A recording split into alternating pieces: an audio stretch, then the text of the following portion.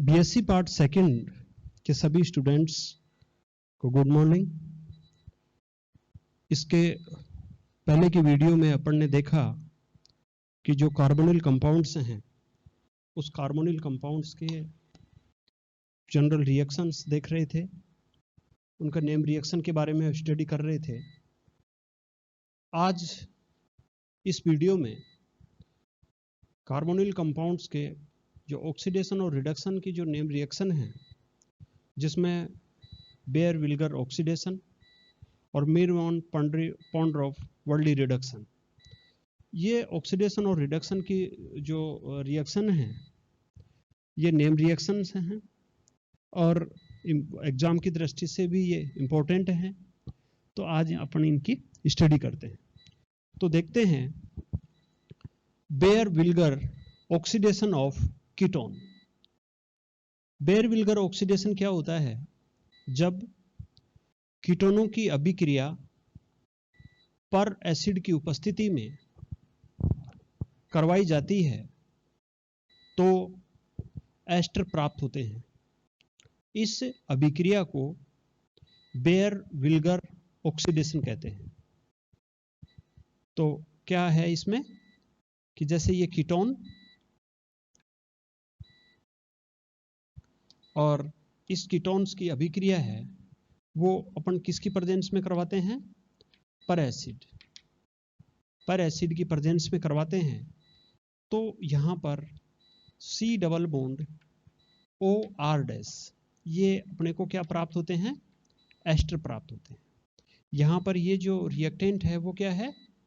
Ketone है। तो ये जो रिएक्शन है इस रिएक्शन को अपन कहते हैं बेयर विल्गर ऑक्सीडेशन। ओके, तो एक बार और देखिए, जब कीटोनों की अभिक्रिया पर एसिड्स के साथ में करवाई जाती है तो एस्टर प्राप्त होते हैं। इस अभिक्रिया को बेयर विल्गर ऑक्सीडेशन कहते हैं। यहां पर देखिए इस रिएक्शंस के बारे में, ये जो रिएक्शन है ये आपने पढ़ा है कि ये पर एसिड की प्रेजेंस में करवाते हैं। यहां पर एसिड के रूप में अपन काम में ले सकते हैं पर एसिटिक एसिड, यहां पर ट्राइफ्लोरो एसिटिक एसिड और ये पर ट्राइफ्लोरो एसिटिक एसिड, पर बेंजोइक एसिड। ठीक है, ये जो हैं ये क्या है? पर एसिड है। पर एसिड का मतलब आप सीधा सा यूं समझिए कि उनमें एक ऑक्सीजन है वो अधिक होती है, जो सामान्य जैसे एसिटिक एसिड है, यदि उसमें एक ऑक्सीजन ज्यादा हो तो उसको अपन क्या कहेंगे? पर एसिडिक एसिड। ठीक है, तो जैसे एसिटिक एसिड है उसका सूत्र क्या होता है? CH3COH। ठीक है, और यदि इसमें एक ऑक्सीजन और है तो इसको अपन क्या कहेंगे? पर acetic acid. Trifluoro acetic acid, पर ट्राइफ्लोरो एसिटिक एसिड, तो ये तो ट्राइफ्लोरो और ये COOH, तो ये ट्राइफ्लोरो एसिटिक एसिड। यहां पर ये है पर बेंजोइक एसिड, तो यहां पर C6H5COOH, तो इसको अपन कहेंगे पर बेंजोइक एसिड। ठीक है, तो आप देख रहे हो कि ये पर एसिड की प्रेजेंस में जो कीटोन है उनको अभिकृत करवाया जाता है पर एसिड से, सो अपने को एस्टर प्राप्त होते हैं। तो ये जो रिएक्शन है ये बेयर विल्गर ऑक्सीडेशन कहलाती है। ठीक है, यहां पर दूसरी बात और देखिए, यहां आप देख रहे हो कि ये रिएक्टेंट है, कीटोन है, और ये प्रोडक्ट है, एस्टर है। रिएक्टेंट और प्रोडक्ट को आप देखेंगे तो इसमें आप पाएंगे कि जो ऑक्सीजन, जो इसमें एक्स्ट्रा ऑक्सीजन है पर एसिड के अंदर, जो एक्स्ट्रा ऑक्सीजन है उस एक्स्ट्रा ऑक्सीजन का इसमें इंसरेशन हो रहा है। एक्स्ट्रा ऑक्सीजन इसमें प्रवेश कर रही है और एक्स्ट्रा ऑक्सीजन के प्रवेश करने से देखिए ये RCOR-, तो RCOR-, ये एक्स्ट्रा ऑक्सीजन है उसका क्या हुआ है? इंसरेशन हुआ है। ये एक्स्ट्रा ऑक्सीजन आई कहां से है? पर एसिड से आई है। तो ऑक्सीजन का जो जुड़ना है वो क्या कहलाता है? ऑक्सीडेशन। तो ये एक तरीके से जो कीटोन है उनका क्या हो रहा है? ऑक्सीडेशन हो रहा है, और इसका नाम क्या है? Baeyer Villiger oxidation. ठीक है, ये बात तो ये होगी।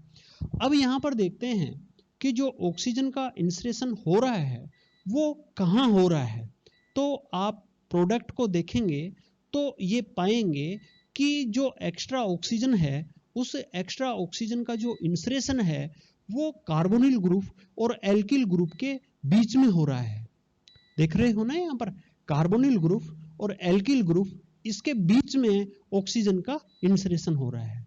अब बात यहाँ पर आती है कि यदि मान लीजिए दो डिफरेंट एल्किल ग्रुप हों, यदि यहाँ पर सेम एल्किल ग्रुप हैं, तब तो ऑक्सीजन का इंसरेशन चाहे इस यहाँ से हो, इस कार्बोनिल और इस एल्किल ग्रुप के बीच से हो, या इस कार्बोनिल और इस एल्किल ग्रुप के बीच से हो, तो सेम प्रोडक्ट प्राप्त होता है।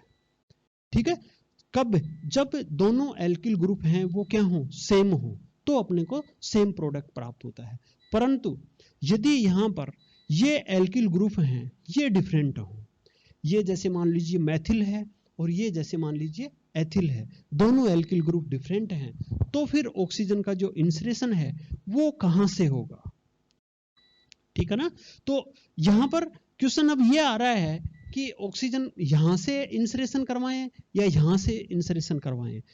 ठीक है, यहां पर अपन ने प्रोडक्ट में इधर से इंसरेशन करवा रखा है, तो ये आगे इसकी मैकेनिज्म है, उस मैकेनिज्म में ये इसका माइग्रेटरी एप्टीट्यूड है कि कहाँ किस से एल्किल ग्रुप की तरफ से ऑक्सीजन का इंसरेशन होता है।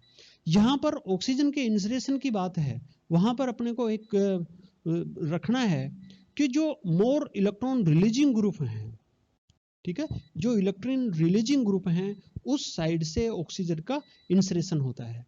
और यदि एल्किल ग्रुप हैं तो जो बड़ा एल्किल ग्रुप है, ठीक है, बड़ा एल्किल ग्रुप है, तो उस साइड से जो ऑक्सीजन है उसका क्या होगा? इंसरेशन होगा।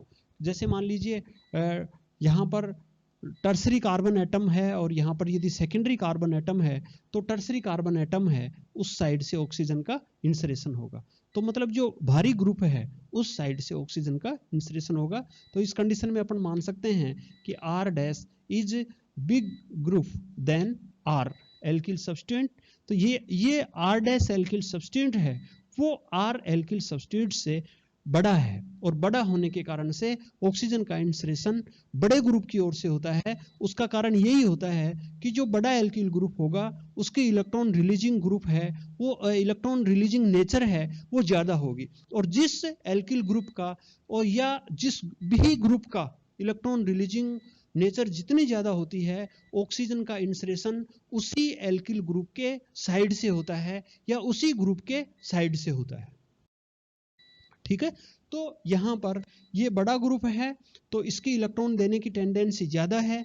इलेक्ट्रॉन देने की टेंडेंसी है वो ज्यादा होने पर ही ऑक्सीजन का इंसरेशन उधर से कैसे होता है ये अपन इनकी मैकेनिज्म में इसको एक्सप्लेन करेंगे, मैकेनिज्म में इसको समझेंगे। ठीक है, तो यहां पर जो खास बात है वो क्या है? सी डबल बॉन्ड ओ, और यहां पर जो एल्किल ग्रुप है उस एल्किल ग्रुप के बीच में यहां पर ऑक्सीजन का एक्स्ट्रा ऑक्सीजन का क्या होता है? इंसरेशन होता है। ठीक है, तो ये इनकी ये वाली बात है। ठीक है, अब इसका ये देखते हैं मैकेनिज्म कि किस तरीके से इसमें मैकेनिज्म होती है और किस तरीके से बिग एल्किल ग्रुप है या इलेक्ट्रॉन रिलीजिंग ग्रुप है उसका मूवमेंट होता है, उसका माइग्रेशन होता है, और उस माइग्रेशन से फिर अपने को किस तरीके के एस्टर हैं वो प्राप्त होते हैं। ये सारी चीजें हैं वो अपन इस तरीके के चैप्टर में अपन इसको पढ़ते हैं। तो मैकेनिज्म में देखते हैं। तो देखिए मैकेनिज्म,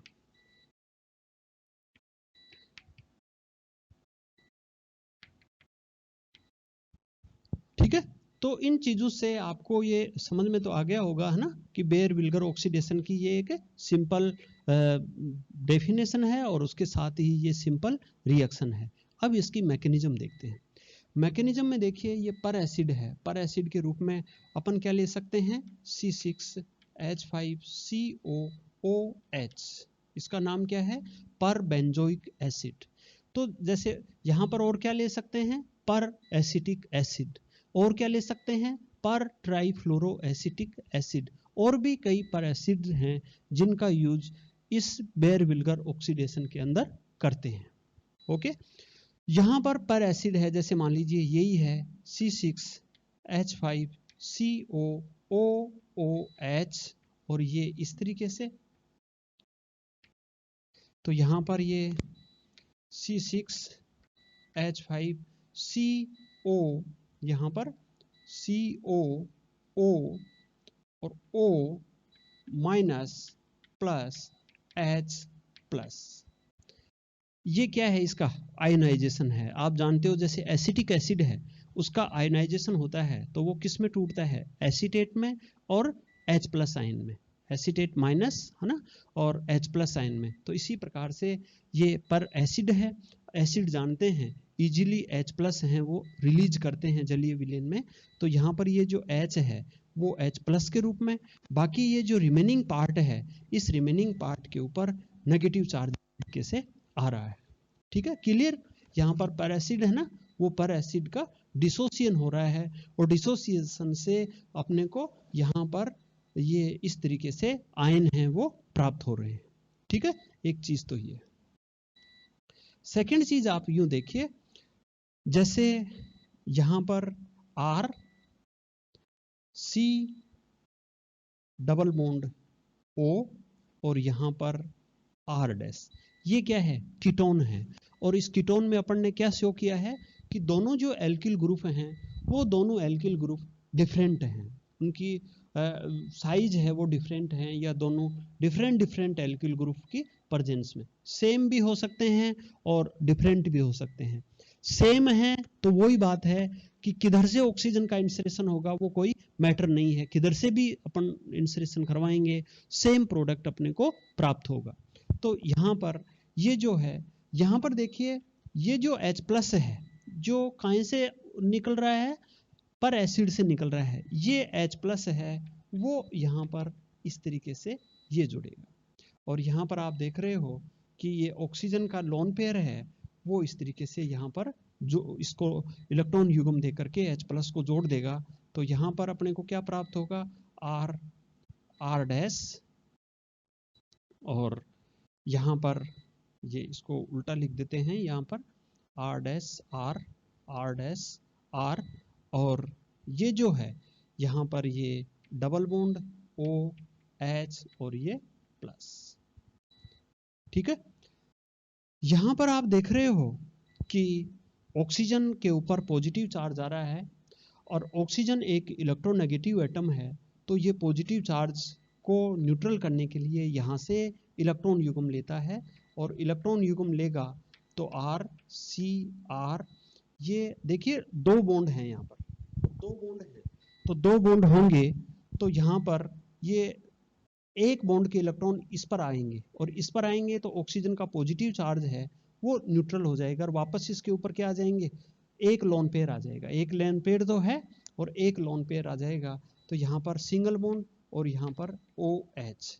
चूंकि देखिए इस बॉन्ड के इलेक्ट्रॉन हैं वो ऑक्सीजन की तरफ चले गए, तो जिस कारण से ये जो कार्बन है इस कार्बन पर क्या आ गया? Positive charge. ठीक है, तो आप देख रहे हो कीटोन है वो, उस कीटोन है वो H प्लस आयन के साथ में रिएक्शन करके इस तरीके की स्पीशीज बनाता है, और इस स्पीशीज में आप देख रहे हो कि कार्बन के ऊपर पॉजिटिव चार्ज आ रहा है। ठीक है, इस कार्बन पर न्यूक्लियोफिलिसिटी क्रिएट हो रही है, इस कार्बन पर इलेक्ट्रॉन डेंसिटी कम हो गई है। ठीक है, तो ये इस तरीके से ये आ रहा है। उसके बाद में देखिए आप थर्ड, यहां पर आप देखेंगे R C R और प्लस और यहां पर ये OH। ठीक है, ये इस तरीके से। अब देखिए यहां जो पर एसिड था उसका H प्लस आयन है वो तो इसके साथ में रिएक्शन कर लिया, समझ रहे हो ना आप? कीटोन के साथ में ये जो H प्लस आयन है वो इसके साथ में ये रिएक्शन करके इस तरीके से ये एक स्पीशीज तो ये बन गई। अब इसका दूसरा पार्ट कौन सा है? ये वाला। ये जो पार्ट है ये न्यूक्लियोफिलिसिटी क्रिएट हो गई ना प्लस, उस प्लस की जगह, और यहाँ पर ये क्या है माइनस, तो ये यहाँ पर जुड़ेगा। तो यहाँ पर देखिए O के ऊपर क्या है माइनस, फिर उसके साथ में क्या जुड़ रहा है एक ऑक्सीजन, और फिर उसके साथ में क्या है C डबल बॉन्ड O, और फिर उसके आगे क्या है C6H5। तो यहाँ पर आप देख रहे हो कि ये है, ये यहाँ पर इस तरीके से अटैक कर रहा है। अटैक करेगा तो यहाँ पर क्या बनेगा R, ये R डैश इस तरीके से R डैश, और यहाँ पर C, ये क्या है R, ये क्या है OH, और यहाँ पर ये क्या है ऑक्सीजन है ना, ये वाला ऑक्सीजन यहाँ जुड़ गया, इस ऑक्सीजन से ये ऑक्सीजन, इस ऑक्सीजन से ये CO, और यहाँ पर C6H5। ठीक है, तो इस तरीके से ये COC6H5 है वो यहाँ पर बनता है। फिर देखिए आप जानते हैं कि ऑक्सीजन ऑक्सीजन सिंगल बॉन्ड है वो काफी वीक होता है और वो इजीली से टूट जाता है। तो यहाँ पर देखिए ये जो बॉन्ड है ये यहाँ H+ है वो जो जुड़ा है, तो ये यहाँ पर और ये यहाँ पर है। तो इसमें आप यूं देखिए कि ये जो ऑक्सीजन है ये जैसे ही यहाँ पर आएगा तो यहाँ पर डबल बॉन्ड होंगे, तो फिर ये जो R है R डैश है, और R डैश में भी कौन सा ग्रुप माइग्रेट करेगा, ये ग्रुप माइग्रेट करेगा या ये ग्रुप माइग्रेट करेगा। तो यहाँ पर जो बड़ा ग्रुप है जिसकी इलेक्ट्रॉन देने की टेंडेंसी ज्यादा होती है, इलेक्ट्रॉन रिलीजिंग पावर जिसकी ज्यादा होती है, वो यहाँ पर माइग्रेट करेगा। ठीक है, तो देखिए इस कार्बन की वैलेंसी कितनी है 1 2 3 और 4। अब जब इस बॉन्ड के इलेक्ट्रॉन यहाँ पर आ गए, ठीक है, तो इसकी वैलेंसी कितनी हो गई फिर 1 2 3 4 5, तो कार्बन की 5 वैलेंसी हो गई। तो जैसे ही ये यहाँ पर आता है और जैसे ही इसकी वैलेंसी बढ़ती है तो फिर यहाँ से ये बॉन्ड है ये क्या होगा ब्रेक होगा, क्योंकि कार्बन की वैलेंसी 5 नहीं होती है। और इस कंडीशन में ये जो बॉन्ड है ये यहाँ से जैसे ही आएगा तो ये बॉन्ड इस तरीके से इस ऑक्सीजन से अटैक करेगा। क्यों करेगा, क्योंकि इस बॉन्ड के इलेक्ट्रॉन्स हैं वो इधर चले गए, तो ये बॉन्ड टूटेगा ना यहाँ पर, समझ रहे हो ना। आप इसको यूं भी याद रख सकते हैं कि ऑक्सीजन ऑक्सीजन बॉन्ड है वो काफी वीक होता है।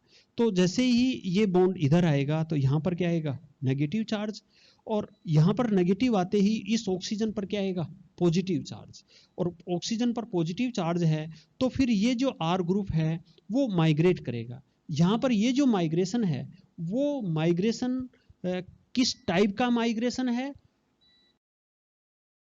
इलेक्ट्रोपॉजिटिव ऑक्सीजन एटम पर माइग्रेशन है। ठीक है, या यूं कहें कि पॉजिटिव चार्ज्ड ऑक्सीजन के ऊपर माइग्रेशन है। यहां पर ये जो ऑक्सीजन है इस ऑक्सीजन पर कैसा चार्ज है, इधर से गए ना ये इलेक्ट्रॉन, इधर से इलेक्ट्रॉन चले गए तो यहां पर पॉजिटिव चार्ज क्रिएट हो गया। अब इस पॉजिटिव चार्ज है, इस पॉजिटिव चार्ज पर ये एल्किल ग्रुप है ये अटैक करेगा। अब आप देख रहे हो यहाँ पर क्लियर हो रहा है कि ऑक्सीजन है उस ऑक्सीजन पर पॉजिटिव चार्ज है, और ऑक्सीजन पर पॉजिटिव चार्ज है तो इससे कौन जुड़ेगा, जिसके ऊपर कैसा चार्ज होगा नेगेटिव चार्ज होगा, जो अपने साथ इलेक्ट्रॉन लाएगा, जिसके पास इलेक्ट्रॉन डेंसिटी ज्यादा होगी वो ही इस ऑक्सीजन से जुड़ेगा।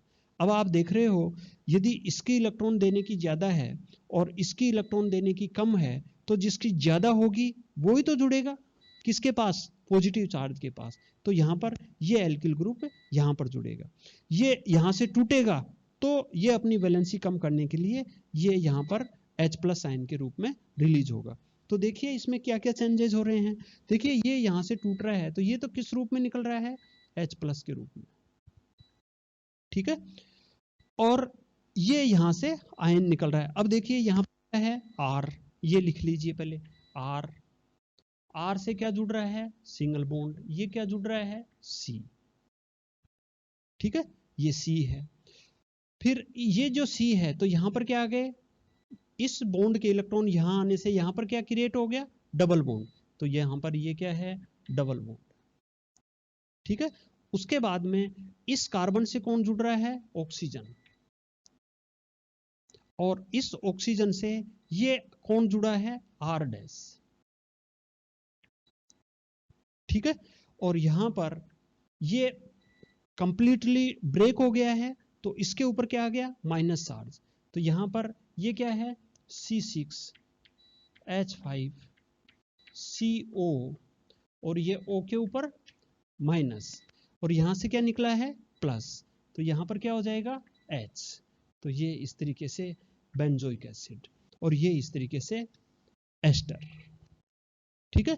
तो आप इसकी मैकेनिज्म में देख रहे हो कि यहां पर आपने अब सिंपल रिएक्शन पढ़ी है, तो यहां पर क्या बन रहा है, एस्टर बन रहा है। तो ये इस तरीके से एस्टर बन रहा है, ठीक है।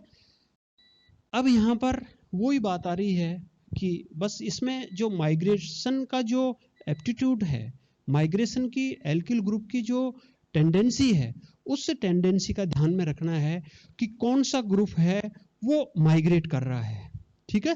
तो यहां पर यही ध्यान रखना है कि जब ये इलेक्ट्रॉन इधर से खींच रहा है तो इस पर पॉजिटिव चार्ज आ रहा है, और इस पर पॉजिटिव चार्ज आ रहा है तो इसके ऊपर वो ग्रुप जल्दी पूछेगा, या वो ग्रुप, कितने ग्रुप हैं, ये दो ग्रुप हैं जिनका क्या हो सकता है, माइग्रेशन हो सकता है। तो वो ग्रुप ज्यादा माइग्रेट करेगा जिस ग्रुप के पास में इलेक्ट्रॉन डेंसिटी ज्यादा है, या जिसकी इलेक्ट्रॉन देने की टेंडेंसी ज्यादा है। तो जितना बड़ा एल्किल ग्रुप होगा उसके पास में एल्किल सब्स्टिट्यूट है वो उतने ज्यादा होंगे, प्लस का इफेक्ट के कारण से उसकी इलेक्ट्रॉन देने की टेंडेंसी उतनी ही ज्यादा होगी। तो ये आर डैश ग्रुप है, ये माइग्रेट करके इस ऑक्सीजन से जुड़ जाएगा, और इस ऑक्सीजन से जुड़ जाएगा तो देखिए ऑक्सीजन है वो बड़े ग्रुप और कार्बोनिल ग्रुप के बीच में इसका इंसरेशन होगा और अपने को एस्टर प्राप्त होगा। तो ये इसकी मैकेनिज्म है, जो किसकी, बेयर विल्गर ऑक्सीडेशन की, जिसको अपन इस तरीके से समझ सकते हैं। इसके देखिए इस माइग्रेटरी एप्टीट्यूड है, इसके अपन कुछ एग्जाम्पल देखिए। तो यहां पर एग्जाम्पल के आधार पर अपन देखेंगे।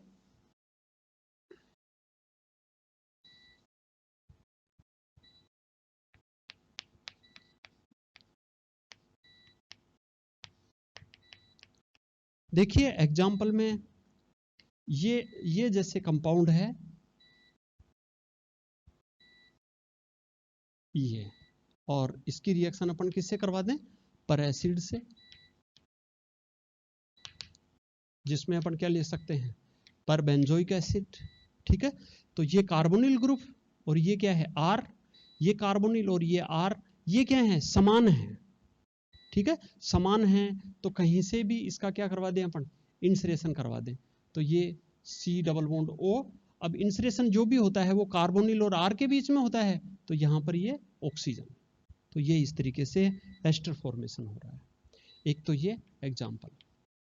दूसरा एग्जाम्पल देखिए आप, जैसे अभी मैंने पढ़ा था CO CH2 CS3, और यहां पर ये क्या है, CS3। अब ये तो एथिल है और ये क्या है, मैथिल है। इसकी भी रिएक्शन अपन किससे करवाते हैं, पर बेंजोइक एसिड से। तो ऑक्सीजन का इंसरेशन किधर से होगा, बड़े ग्रुप से। तो कहां पर आएगा ऑक्सीजन, यहां पर। तो क्या आ जाएगा यहां पर, CH3 C double bond O O CH2 CS3। तो इस तरीके से अपने को एस्टर प्राप्त होगा, ठीक है। तो ये कुछ एग्जाम्पल हैं बेयर विल्गर ऑक्सीडेशन के, और जिसके आधार पर अपन इस तरीके से इसकी मैकेनिज्म को समझ सकते हैं। तो बेयर विल्गर ऑक्सीडेशन क्या होता है, उसके मेन करैक्टर क्या होते हैं, उसकी मैकेनिज्म कैसे होती है, उसके कुछ एग्जाम्पल हैं, वो किस तरीके से उसमें अपन प्रोडक्ट फॉर्मेशन करेंगे, ये सारा का सारा आज अपन ने पढ़ा है। थैंक्स।